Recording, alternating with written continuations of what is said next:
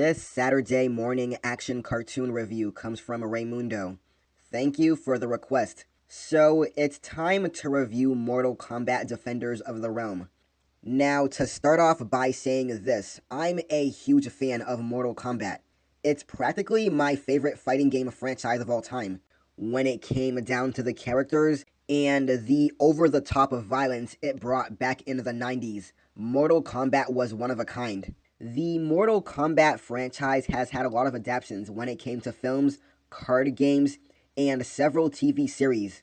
Defenders of the Realm being the first Mortal Kombat television series.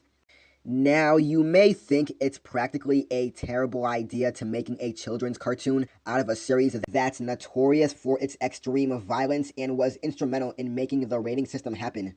Of course, you only think that because you're obviously smarter than anyone who was instrumental in making this project a reality. So give yourself a pat on the back. So the basic story behind this is that our world is being invaded, and the heroes in Mortal Kombat Sonya Blade, Liu Kang, Jax, Sub-Zero, Katana, Nightwolf, and the former cop that no one likes bands together under Raiden's guidance to seal the portals that opened into our world, and the Rebel invaders by ripping out their spinal cords, or just punching them a lot. That's the experience people think of when they think of Mortal Kombat. So beyond the premise and this being a poor fit for a children's cartoon, what's wrong with the series? Well, the first thing is the pacing. The cartoon basically has a long, boring conversation of exposition, while quickly glossing over things like, should we trust this guy who seems very suspicious? Seriously, anytime something comes up that could lead to something being remotely interesting, the writers quickly lose interest and jump into the shit action sequence. Then we have the series' efforts to be cool, when really they come off very cringeworthy. I mean, seriously, they try to make combat time into a major catchphrase for fuck's sake.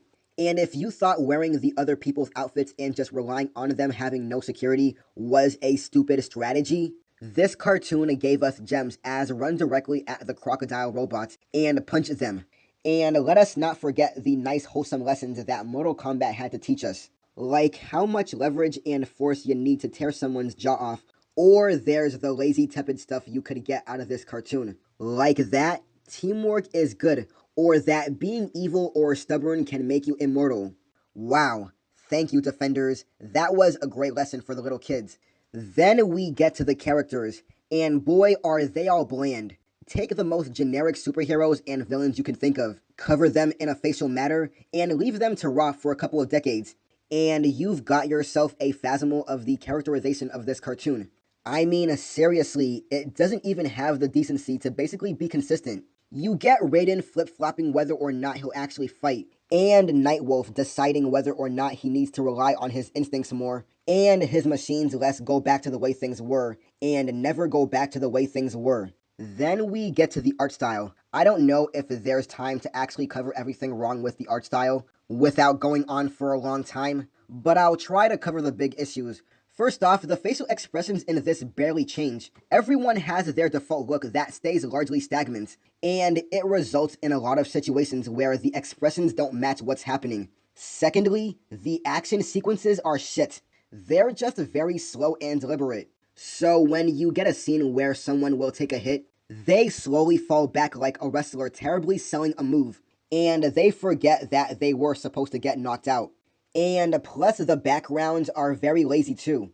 Then we have the character designs.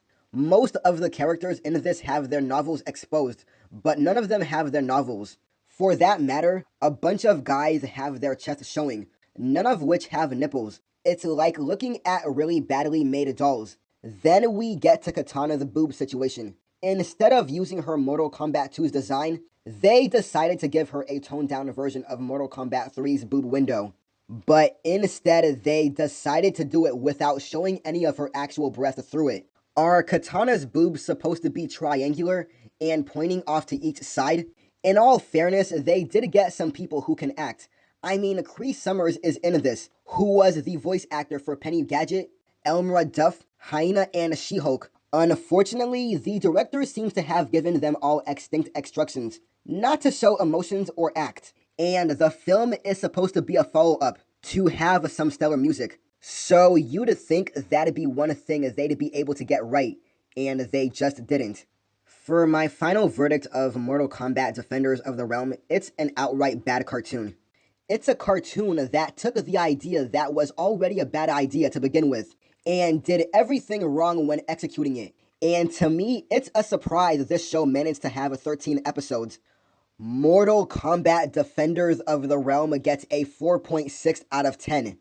This is Red Wolf signing out, and I'll see you next time. Peace.